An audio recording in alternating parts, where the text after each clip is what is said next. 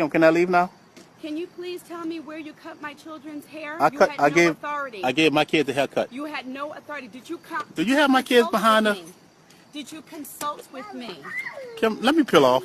Did you consult with me? Can I leave now? Let's be a man for once. Can I leave? Consult with me.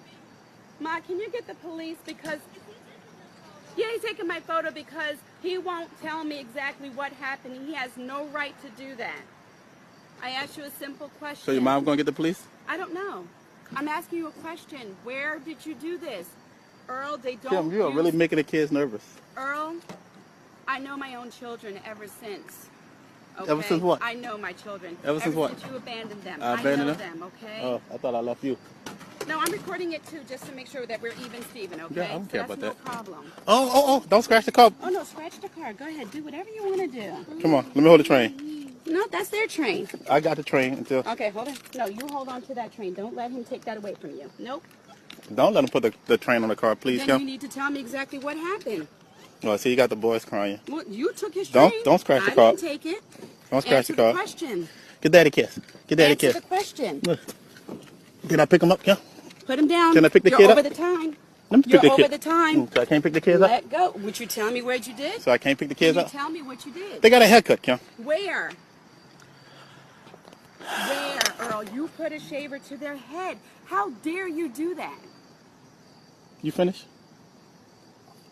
And your mom was going to get the police, huh? Kim, would you please have them get the train off the car? Answer the question. I'm going to take the train from them. Okay, Take them and then they'll be bawling and it's all you. That's it. They can't have the train on the car. Well, then now, you need to answer the then question. Why don't you back up from the car you then? need to answer the question. Back up from the car. They're going to remember you as an image of taking this away. Then back up from the car, Kim. Then answer my question, please. Back up from the car. Answer my question. Kim, you shouldn't be doing this in front of kids. Would you please tell me? You're doing it, Earl. Who gave you the right to do that? Who gave you the right? Oh, I wish you let me leave, Kim.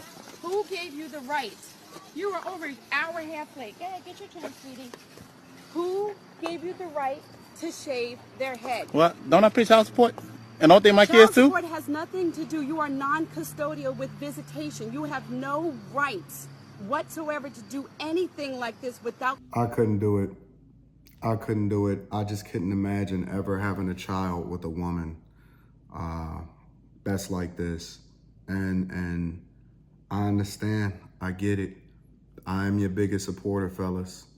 The fact that he got twins is double the trouble. She already feminizing them. They don't even know what it means to spend the majority of their time observing what a real man looks like. They're probably going to grow up and have a disdain at some point in their relationship with their father because of their mother. And the mother is painting a negative picture and she's asking him, or she's trying to demand for him to get her permission in parenting his children. And then she's letting the children scratch up his car and do whatever it is that they want and then start crying like some little punks when they start to get some discipline. And when he's saying, hey, take the train off the car, and then she's validating it. And subconsciously, she's teaching them how to be disrespectful, how to be weak, how to be feminine, how to have no discipline, and also how to hate their father, who was actually a participant in their life, paying child support, making sure that they're taken care of. And she's weaponizing the children against him just because she feels a certain type of way. And how do you know that she feels some type of way about him and not necessarily about what's going on with the kids? Well, because of what she just said. In that short little clip, in that short little video, you can already hear and see exactly what it is that she really feels. And it's not about the children. It's about that she has disdain for the fact that he decided that he no longer wanted to be under her thumb. And so now, as a result, she's weaponizing the children. When she says, when you left, or I forgot what it is that she said, but she basically said, when you left, and he said, oh, I didn't leave them, I left you.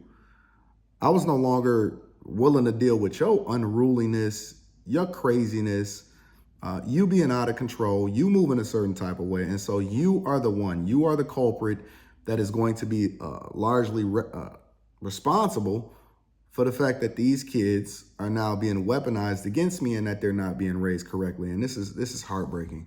I mean, I just couldn't imagine. I have a 15-year-old daughter. I've always participated in her life. Me and her mother have been together. Well, I've known her mother since high school, but we've been married for over 19 years, almost 20 years now. And even at some of our roughest moments, no way would we ever even allow for my daughter to hear us arguing.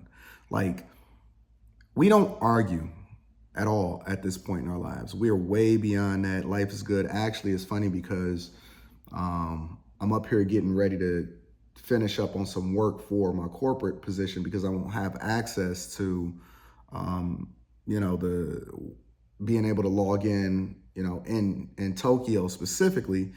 And so I'm making sure that some things is tied up in corporate so that they don't request it or whatever like that.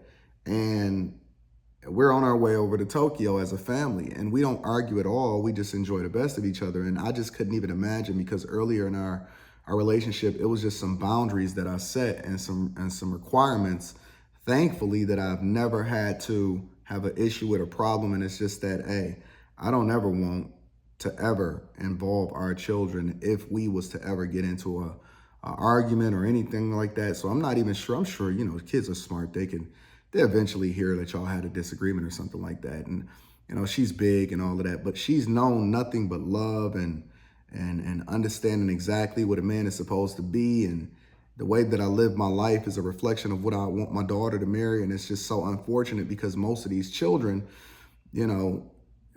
even the ones where fathers are trying to participate in their life, you have women that are bitter towards the men, and then they taking it out on the children. And this man can't even give his children a haircut. He has to call her, in her eyes, he has to call her, and thank God he's just man enough to do whatever it is that he's going to do.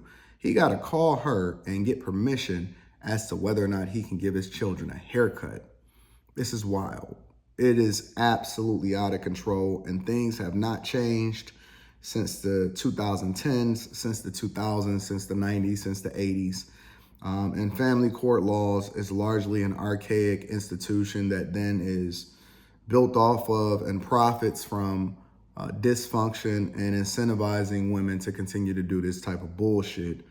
And this is one of the reasons why guys are not only not getting married, because this is not even a marriage issue. This is I'm having children, or I had children, and he just so happened to have twins with a woman that is bitter, frumpy, angry, ugly, and has not changed her behavior or her attitude, which is one of the reasons why she's a single baby mama in the first place. And so I think that guys need to be a little bit more intentional, because we having the wrong conversations.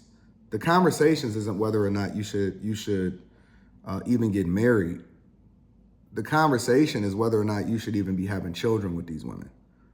Honestly. And I know y'all feel a certain type of way and y'all keep talking about y'all legacy, but what the fuck is your legacy if they're going to grow up to be subjected to and be controlled by their mother, which is then empowered by our laws and our family court system that then, listen, I just seen what happened to Tyrese. I seen what happened to Kevin Costner.